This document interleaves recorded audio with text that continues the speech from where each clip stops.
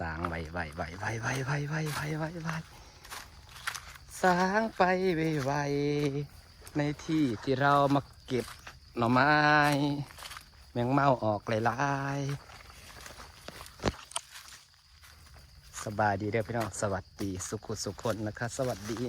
ตอนแรกว่าสิบ่มาแม่น้องตีมาพ่อของดีซะแล้วสางไวพ่อของดีแต่บ่รู้ว่าจะหลายหรือเปล่าจะมาทางยังไงนะบ่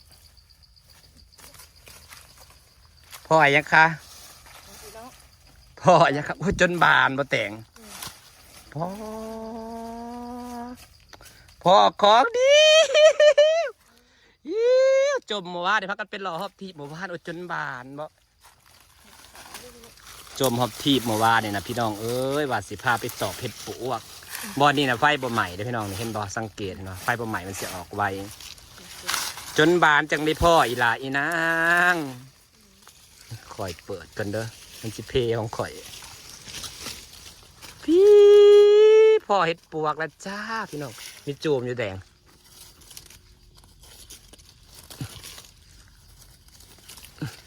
พ่อเห็ดปวกแล้วจ้านี่ขอสิบลงเพจคนสิแตกตื่นขอสิลงแต่ YouTube อยู่แหละมันอื่นข่อยจังสีอื่นข่อยจังสีงามดิบานแล้วพี่น้องเอ้ยบานแล้วปุ๊บจะเขียมงามให้พี่น้องเบิ่งกันเด้อ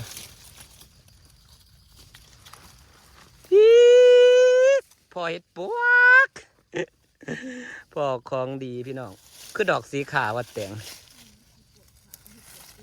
เห็ดปวกปีบ่มีจูมอยู่บ่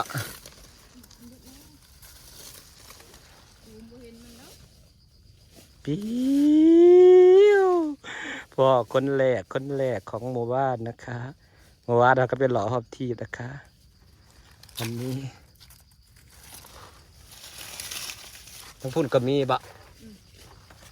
แสดงมันกระสอบหมูใหญ่อยู่จ้ะปุ๊บเดี๋ยวเคี่ยงงามให้พี่น้องดูก่อนนะครับคือเห็ดปวกจะเขี่ยให้ดูนะคะเห็ดปวกดอกสีขาวๆพี่น้องหมดแดงกับพ่อหมดแดง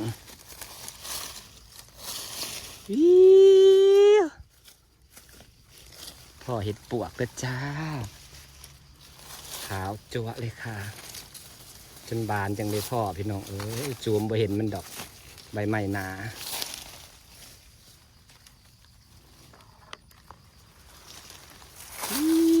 ได้กินแกงเห็ดปวกแล้วมื้อนี้ปุ่นปากค่อยแล้ว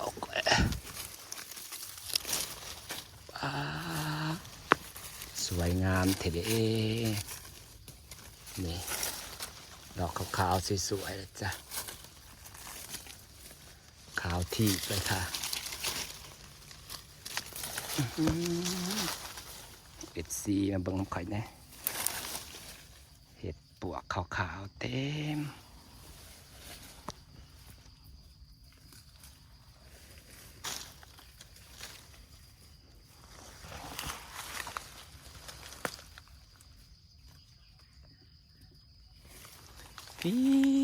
ขาวบดที่บดแดนพี่น้องเห็ดปวกนี่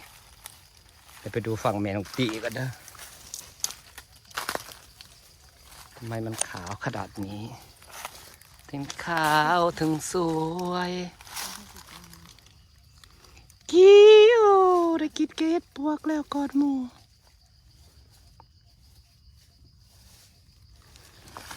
มาดู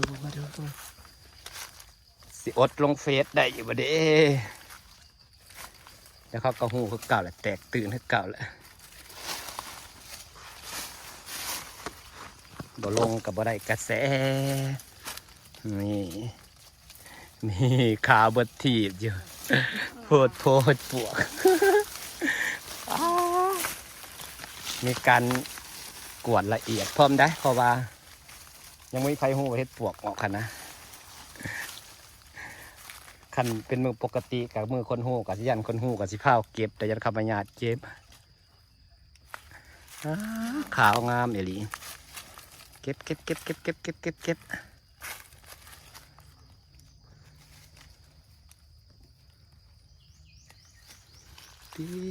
เห็ดปวกว่าขัดจูมก็คือสิบ่เห็นดอกแตงมึงใบไม้เนี่ยผู้ขาวหอบแต่พี่หอบโพนไปผุดได้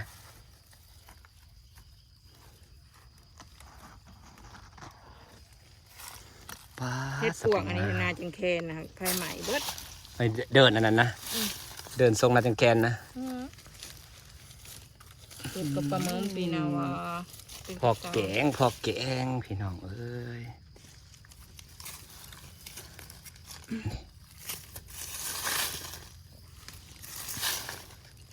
พอของดีดำมือนี้ทั้งดีทั้งงามเด้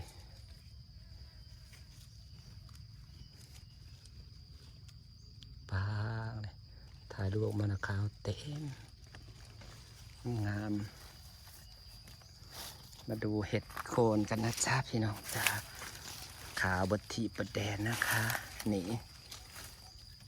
ออกผู้ทั้งฝุ่นกับขาวเต็มอยู่นะคะมาดูกันอ่อนเจ้าเด้เจ้าคือมาขาวมางามเด้หักดอกแน่นเนาะจะปลวกปีก่อนแหละจะหอม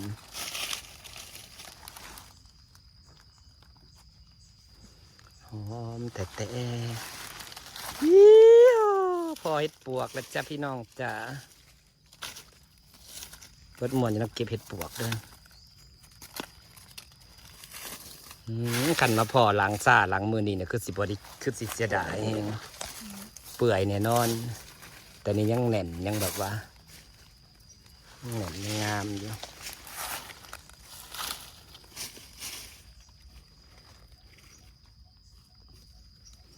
ยังแน่นยังสวยอยู่นะคะนี่ค่ะ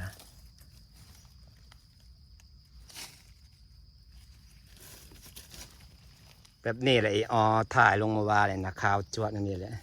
จนบานจังพ่อกันมาก็ได้มาเด้อจ้าพี่น้องมาเก็บเห็ดปวกกับแม่น้องตีนะคะคอยก็สิเป็นมือกล้องให้แม่น้องตีเก็บนี่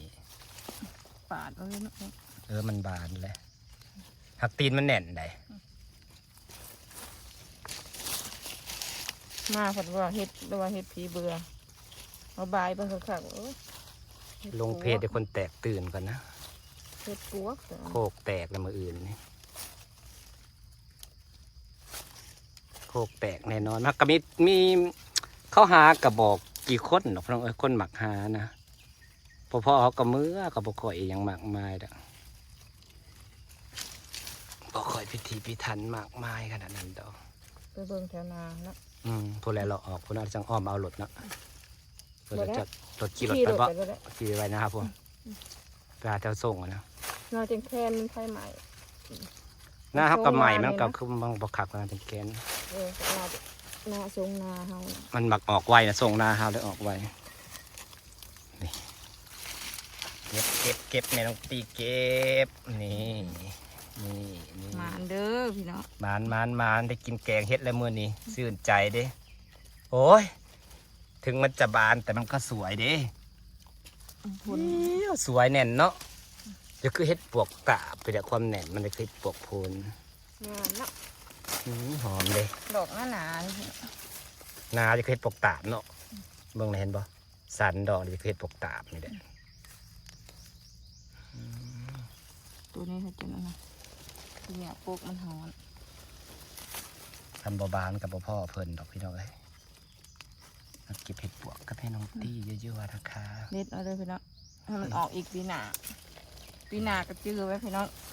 จื้อไว้แล้วโพนเห็ดออกก่อนหมูเก็บน้ำคือเก่าอีกเนาะปีหน้าก็แม่นเห็ดออกก่อนหมูโพนนี่หากบางที่กับมันไม่ได้ออกเทื่อเดียวได้แต่ออกอีกบางที่กับเปิดทอดยำเห็ดอะไรก็ออกต้องไปคือกันอันนี้กินแล้วมันจูม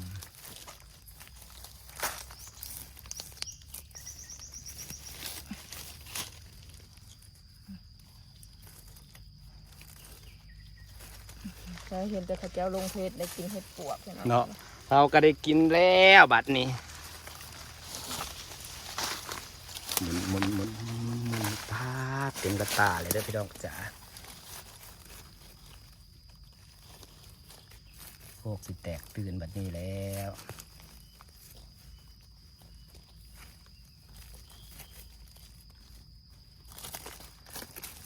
หาเฮ็ดกับคันบนละเอียดกับบ่ได้ดอกพี่น้องแววจะหาลุบไปขนาดบานที่ก็ยังที่ก็ได้ย่างผ่านเนี่ยผู้ย่างก่อนผู้ย่างหลังพ่อก็มีเนาะขึ้นอยู่คนหาคนดูคนตั้งใจทราบนี่จะปวดไปหาซื้ออะไรบ่ตั้งใจจ้ากับพ่อ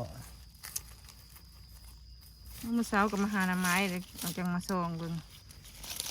ได้ยังไงนะ ได้เจอ ให้เด่นสั่งคือกุ้งมันไปหาให้เนี่ยอยู่แต่มันเหม็นแต่มันบริเหม็นต่อหากระไก่จะไปส่งนะได้ มา10ไปเช้าแล้ว นี่ยังเหลืออีกจุ่มหนึ่งนะคะบานงามปันนี้ไม่มีจูมหรอกค่ะพี่เจ้าคือมางามปานแต้มแต่พี่น้องผู้หนุกมุมสูงให้เบิ้งกับขาวไปหอดพุ่นราคาผู้มูนี่เต็มกระตาพอดีแล้วจ้าเท่ากับสิไปเลาะเบิ่งต่ออยู่เด้เลาะตรงอยู่หน้าเฮาเพื่อได้เพิ่มแล้วก็สิเมื่อแกงกินแซ่บๆหอมๆบานนี่แกงหอมแต่แล้ว เฮ็ดกันนะอันผักติ้วก็อ่อน เตียวพากระแตก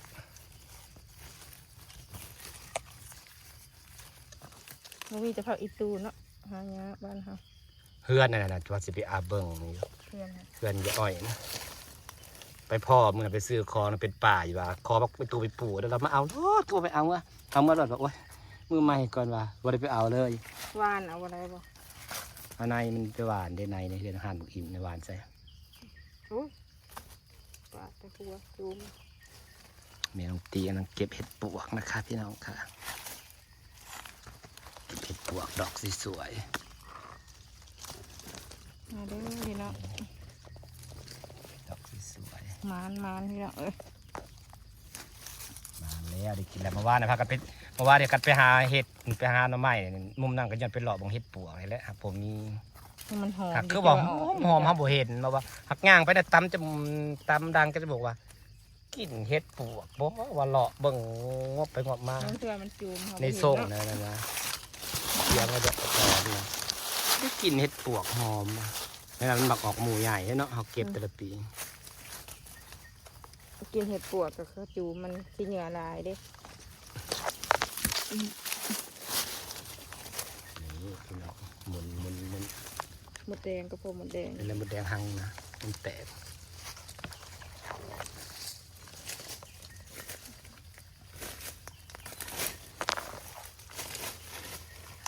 มาเด้อจ้ามาเก็บเห็ดกับแม่น้องตี้นะคะเห็ดหมูแหลก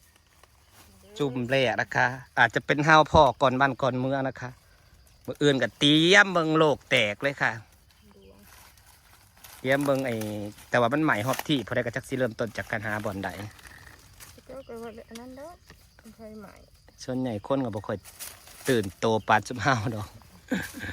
ยุทธแม่น้องตี้แล้วมาเกาะนี่เนาะเต็มกระตานะคะ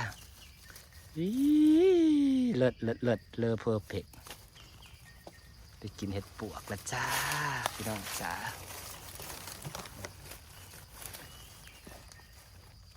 ขาวงามไปเลยเนาะดอกมันแน่น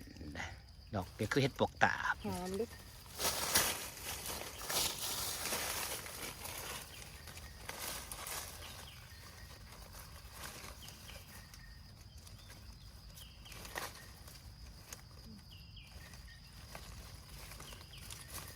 เยอะ หมดแล้ว มุมสุดท้ายเลิศบอลนี่มันไฟบนไหมมันออกก่อนหมูติจะปวกสิหุ่มมาอยู่เท่านี้ซะ ถ้าเบิ่งก้อยยามเห็ดปวกจิก เพราะว่าพวกแมงเม่ามันสิบินมาอยู่ซ่อนตามใบไม้หลาย ของเห็ดปวกจิกก็เคยมาเอาด้วยนะเห็ดปวกน้อยนะ ๆปุ่มเฮ็ดปวกมันออกเริ่มแรกมันออกจากปวกแล้วน้องแมงเม่าเห็นบอกแมงเม่ามันสิออกมันสิกระจายเวลาฝนตกมันสิกระจายมันก็สิมาหมุนอยู่ตามใบไม้หลายๆก็ สีลงเป็นโพนปวกได้แบบนี้มันก็ไข่ออกมาเป็นปวกที่การขยายพันธุ์ของปวกนะเสร็จเรียบร้อยได้เต็มกระตาโอ้ยสับสิแกงที่ยังพี่น้องว้าก็ยังไม่ได้กินแล้วเด่นข้าวเศร้ากำลังว่าสิสักผ่ากำลังตื่นมากำลังเตรียมอุ่นอาหารกำลังหุงข้าวว่าสิทานเคียวไปย่อประตูเขา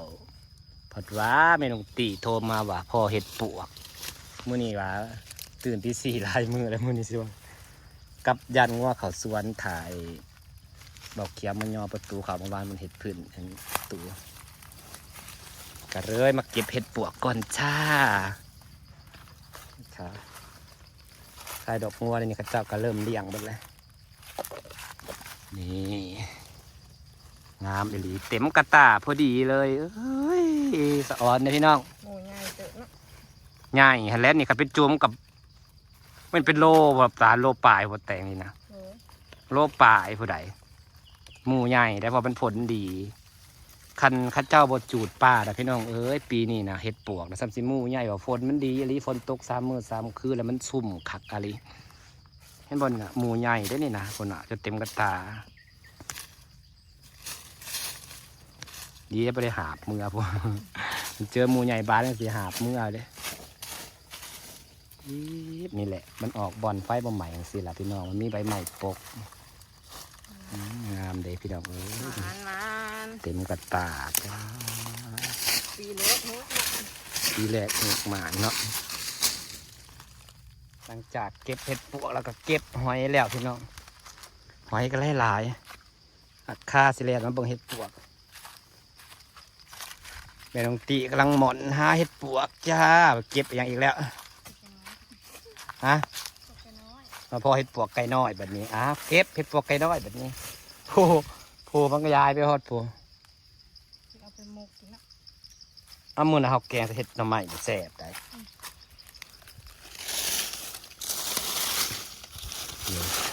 คนมันฮักกะไข่แตง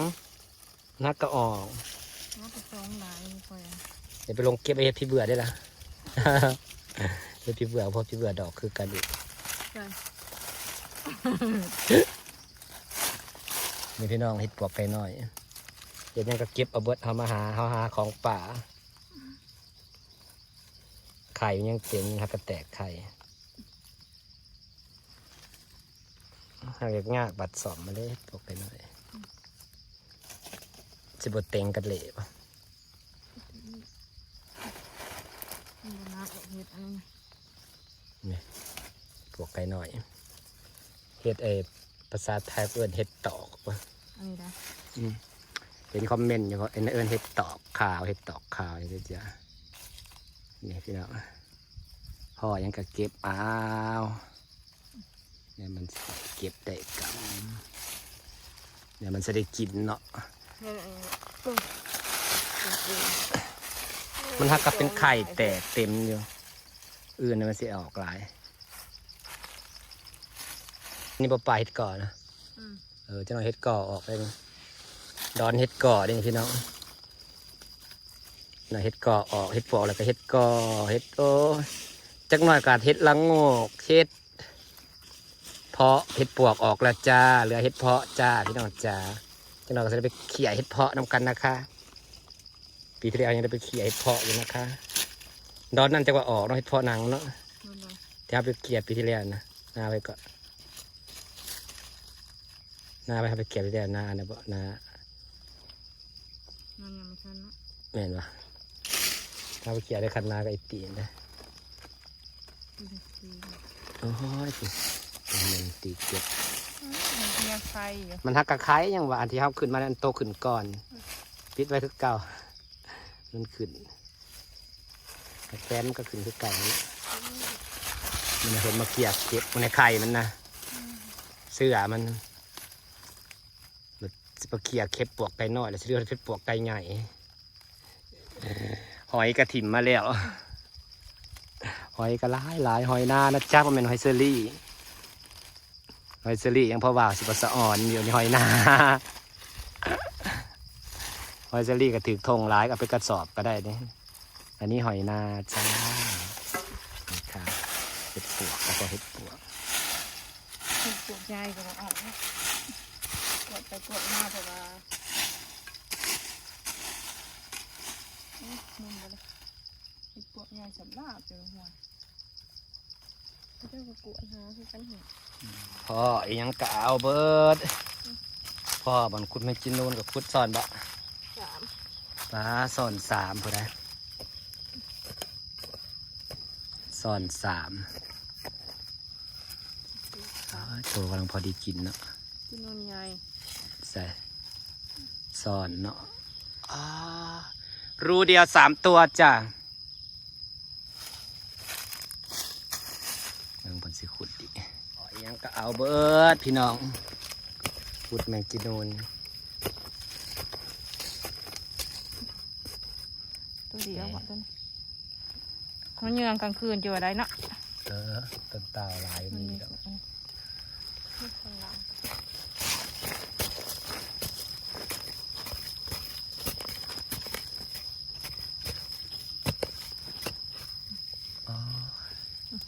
1 ตัวจ้ะตัวเดียวบ่คือบทสอนหมูสอนก็สอน1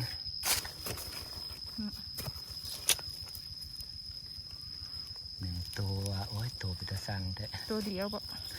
สอนบ่สอนหูเดียว3 ตัว เอาเลย